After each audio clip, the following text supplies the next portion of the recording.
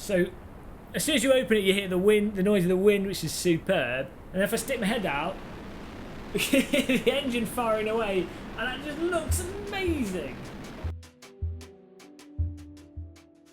Hello people of the world, and welcome back to Gamer Muscle videos. In today's episode we're jumping into IL-2 STURMOVIK Battle for Stalingrad to check out the recently added VR support. Now the VR support is in the form of OpenVR, so you can use both the Oculus Rift or the HTC VIVE. Though, having said that, testing it with both the Oculus Rift and the HTC VIVE, we're fortunate enough that we've got both VR headsets.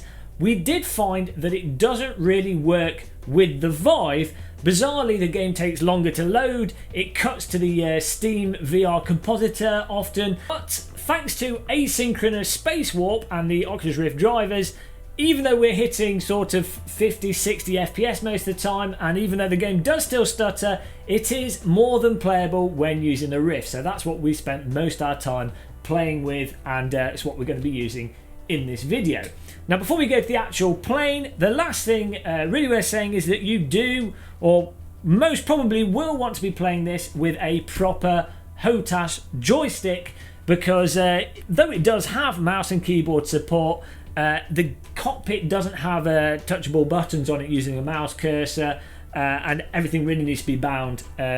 Also, it's just not authentic flying a plane with a keyboard and mouse, so you'll want to get yourself a HTC. Now, in the video description, I'll put a link to the HTC we're using, the Rhino X55, in this video, but also a link to Thrustmaster's T-Flight stick, which I think is the cheapest, best value for money, if you will, fully functional HTC joystick. Lastly, before we get into the plane and start flying, it's worth saying this is a sort of review of the VR support and not all the game features itself. So we'll do a follow-up review when we've played more of the game and gone through the single player campaign, but for now this is more just about the virtual reality as of May 2017.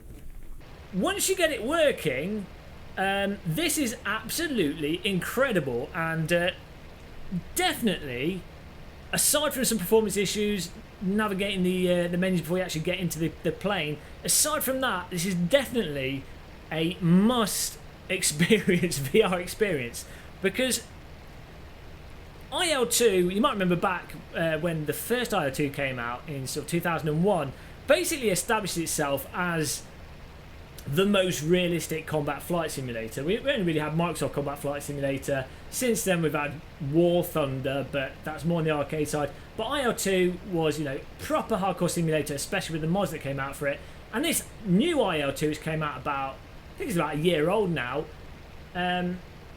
continues that heritage, and it's the ultimate combat flight simulator. And the physics in this, instantly, as soon as you get in the cockpit, the physics are just spot on. You get that kind of feel that you get from playing non-combat flight simulators like X-Plane 10, for example, where you feel all the subtleties of the plane moving around. You can have it stall a little bit, you can float around, drift it around. It's all the little subtle details that you would expect from a very light, or not too light whilst we're loaded up with a ton of bullets here, but a very light aeroplane that's powered by a propeller.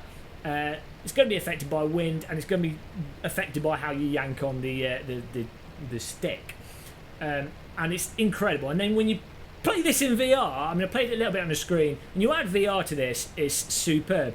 And the actual scale of the cockpit, for example, all the cockpit details, the dials, the buttons, you can see all this moving here, all looks superb in VR. And unlike War Thunder, when that first had VR support, it all feels the right scale. This all looks one-to-one, absolutely gorgeous. I feel exactly the right height above the ground looking out my window. I recently just went on a flight. It looks exactly the same as reality in terms of the perception height. Of course, the ground details are not quite like reality, but most of the time you're focusing on trying not to get shot in this game, so it's not too much of a problem. Now, the other aspect of VR in combat flight sims, which as I say, I played War Thunder in VR and it was okay, but it just didn't seem right. But I play this and it's so spot on. You've got the head tracking there in VR, so you can, you know, follow the target without being stuck on your face on the nose. But hopefully we'll catch up with this Nazi and shoot him down. But VR just makes so much sense. You can tell where your bullets are going, the actual distance to lead the shots in. You can use the actual holographic sight properly on for aiming. The perception of speed is better. The perception of your roll is better. Absolutely amazing. And just the sheer amount of detail in this game as well, which really caught me out, are things like when you open your canopy, you can hear the wind from rushing past, or if you get your canopy shot, you can hear the wind through your windows, through the holes in the window, rushing past. You stick your head out the window, you can hear the wind. Just so many little nuggets of detail in this game that I've not experienced in any other combat flight simulator, and certainly not experienced in VR. Here we go, we're lining up. We should be able to lead it. We're in range of shooting him now. Let's lead it in a bit. We've set him to super noob mode, so he's doing a really nice gradual turn for us. There we go. Pipped his engine, little burst. He's going down. Yeah, we've set the AI for this video. I've set the AI on just left the bar, probably have a concussion, and as a result, they don't evade you, but you can see there they will shoot you on target if you're flying like a noob yourself. And because this is quick combat mode, we've literally just loaded in an AI and then had them spawn more. So as you can see, oh my god, we're getting absolutely... Okay, we're dead. That's it. Game over. But you can see as well, in the actual game itself, you've got the ability to choose all the different assists, if you want aim assists, object markers, navigational markers, and you can just turn them off. So you can basically set it up to a point where at first, if you're not familiar with combat flight simulators or flight simulators, you can put all the things on and generally just tick them off until you're happy with it. And it's really, I have to say, really, really well done in this game. Let's do a combat situation with a bunch of people. It's really well done in this game in that though it is a really hardcore simulator and it does have a very steep learning curve, I think the developers done as good as you could really expect them to make it accommodating. A perfect example are these little notifications on the right that show you what you've been doing. So if you've got your engine on too much and you really need to open your radiator to stop it overheating, these little notifications will pop up on the right. It tells me what my throttle is there. I've got a little map at the side that I can scale up, and that'll show all your markers, where you're going, your waypoints, your mission objectives, where enemies are. But you can of course turn all that off if you want to, if you're doing it proper hardcore mode. But it's just really clear. This is one of the first really detailed combat flight simulators I've played, and even on the flight sim side, where it accommodates you exactly as you want it, and in a way that doesn't ruin the core underlying mechanics and physics of the game. He's right on our tail again. I thought we loaded in a bunch. I think we accidentally loaded into the same scenario with just one person. Oh my god!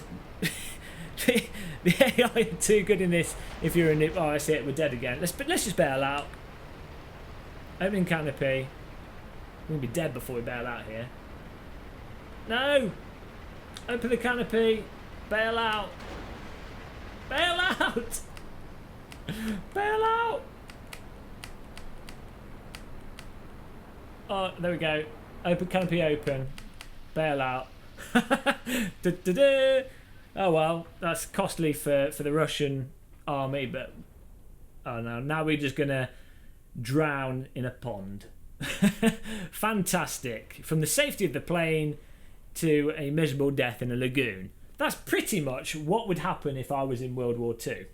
Okay, so I've now just loaded in to a combat scenario where I've got some wingmen behind me, and we're following some Germans in their planes. 4v4 should be interesting. Now you'll notice as well, we've got these ginormous icons on top of the enemy planes, which can be turned off, and these icon indicators will also be for ground targets. What's nice is with VR, of course, you still have a limitation in the resolution, so having these indicators, though it is essentially cheating when it comes to raw realism, having these indicators allow you to actually see what's going on if you don't necessarily have the best of eyesight, or you don't want to be squinting in VR at enemy targets. So here we go, let's try and pick this guy.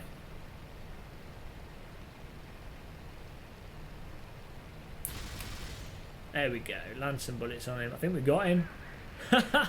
Just a little burst. Once you line it up and you get a knack of how much to lead it, it's so satisfying. Just squeezing on the trigger, firing a couple of bullets and getting down. Because you have a lot of ammunition, but it will go through it ridiculously fast. Oh, we're going to save our teammate here. We normally don't want to get in the middle of a tail. We want to join onto the back, but there we go. Let's see if we can. Oh, we just missed him. Yeah, you really need to just line it up and give it a quick squeeze, and you'll get through a ton of bullets. It's very easy to just use up everything. So it's really about being super accurate, and there's a load of tension in choosing the right moment to actually strike and not waste your ammunition.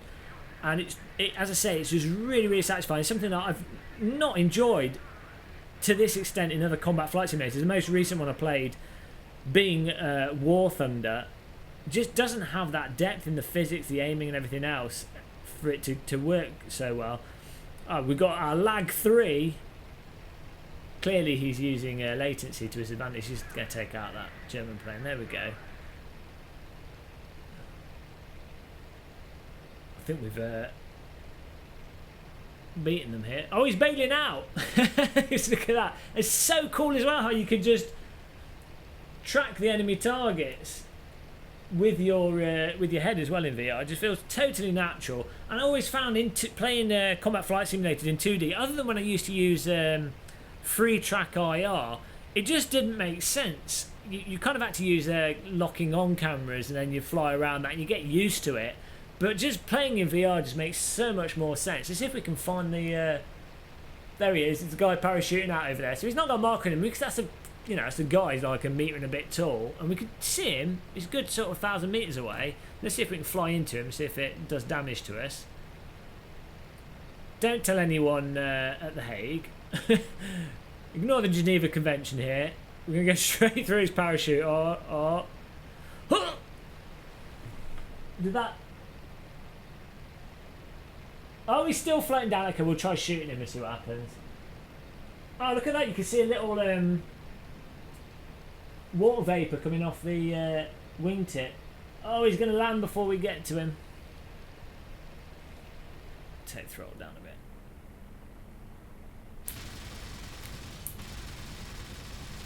Oh, we did. We got him. Took down his parachute. Sorry. He thought he was safe there. 10 metres above the ground. Shot down. So, got to take revenge.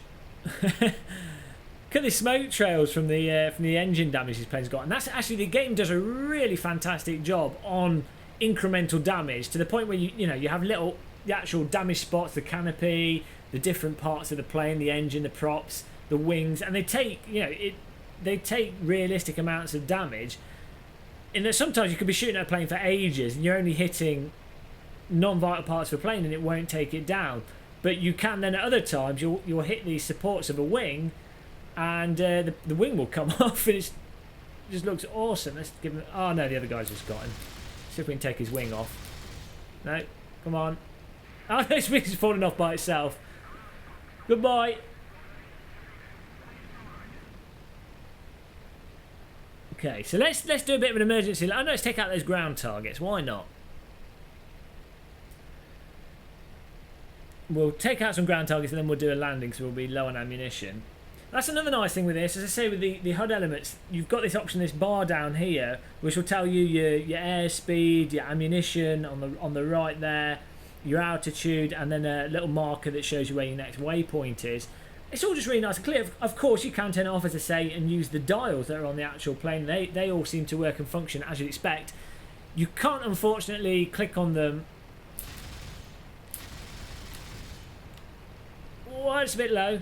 You can't, unfortunately, click on the dials, and they're not interactive in the cockpit. You have to bind them all to your joystick, and you will find yourself needing to bind a lot of buttons to actually get this working. in a suitable way in VR where it's comfortable, but it seems pretty damn authentic. Although I have to say I've never flown one of these in real life. Never flown a plane in real life other than as a passenger in a jet.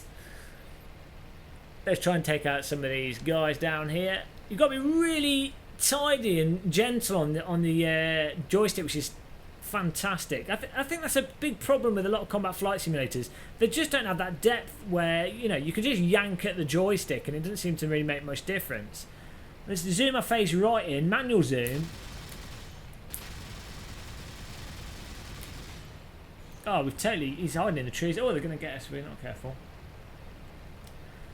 Yeah, with other combat flight simulators and even other just general flight simulators, they tend to be a bit stale in the raw mechanics of the plane.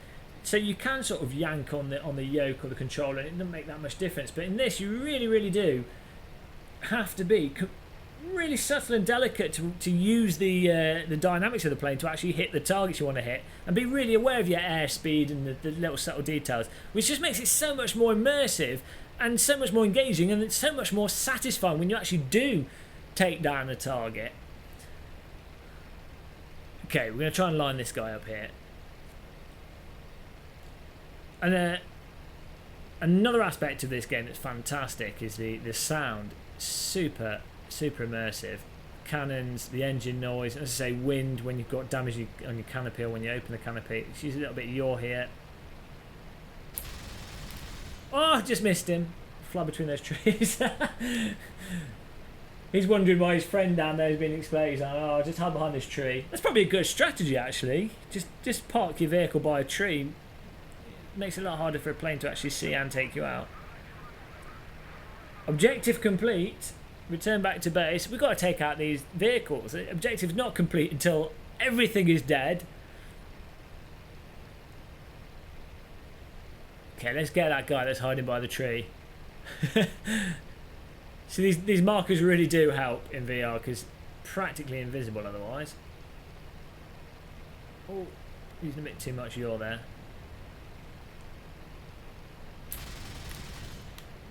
No. So you see there with the yaw, I came in with yaw on the plane, onto the target. Oh god, his shot went right past our wing there.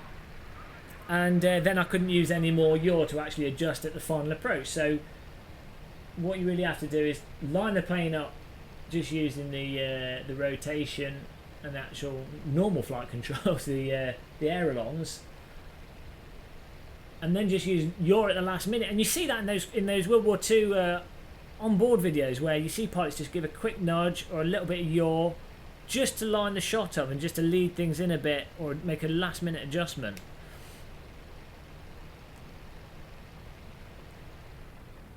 Okay, see if we can get the leader. He's moving, they're driving down pretty fast. Come on, there we go, line up. Ah! Oh! We got him. Nearly hit the ground.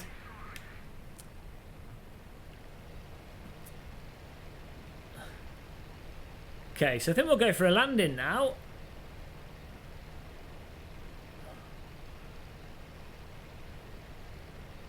Don't know if we've got an airfield in this scenario nearby. Our co-pilots are just, our wingmen are just following us around here.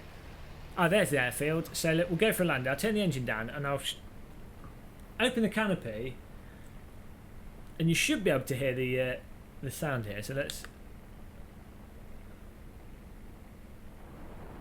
So as soon as you open it, you hear the wind, the noise of the wind, which is superb. And if I stick my head out, the engine firing away, and that just looks amazing, absolutely amazing. The lighting. This is on medium graphics settings as well. The shadow, really nice crisp shadows there. You can see the other parts of the canopy casting a shadow on the wing. Oh, let's not run out of airspeed and plummet into the ground. We'll just do a pass of the airfield. Some little houses. So you can play Red Orchestra and then see what it was like on the graphic, the horrors of ground warfare. And then you can load into this and see the horrors of air warfare. It's like the ultimate combat museum now, all in your house. You just need a ridiculously expensive VR headset and a fast computer. Okay, put the landing gear down. We're going a bit fast actually. And we're coming in super tight. Landing gear down.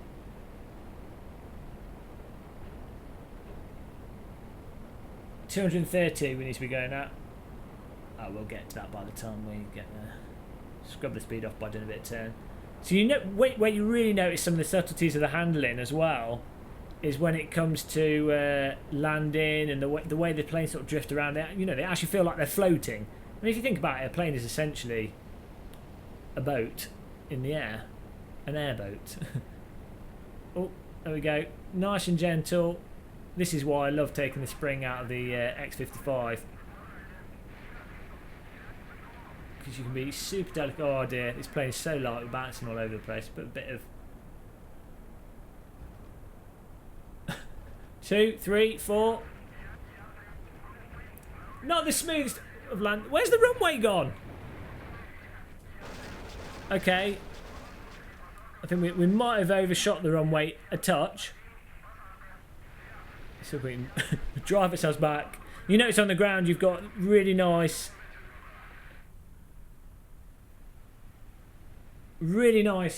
ground texture and really nice grass. And you thing is, in VR I've just turned it down to get the performance up, but if you've got a faster computer, having all the grass whiz past you when you come into land is certainly a nice thing to see. But in this case, it's only really there once you're actually on the ground and you notice our frame rate has dropped quite a bit, but it's okay because it normally only pops in once you've actually landed. Or once you've dived headfirst to the ground because you've been shot down due to the AI being a lot better than yourself.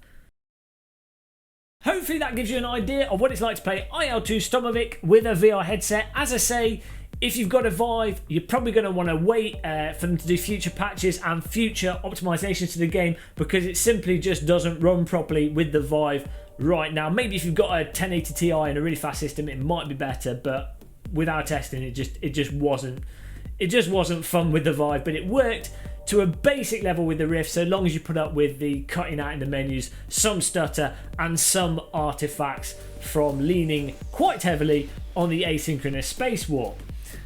We will be doing a follow-up video as we play through it. We've done about 3 or 4 hours of the campaign so far, and generally just doing lots of individual battles. But we'll do a follow-up review and coverage of individual missions in the game as we play through more of it. As I say, link to the joystick is in the video description. Don't forget to click the subscribe button. Don't forget to like us, and feel free to drop any questions in the comments if you have any. Until next video, thanks for watching everybody. Goodbye.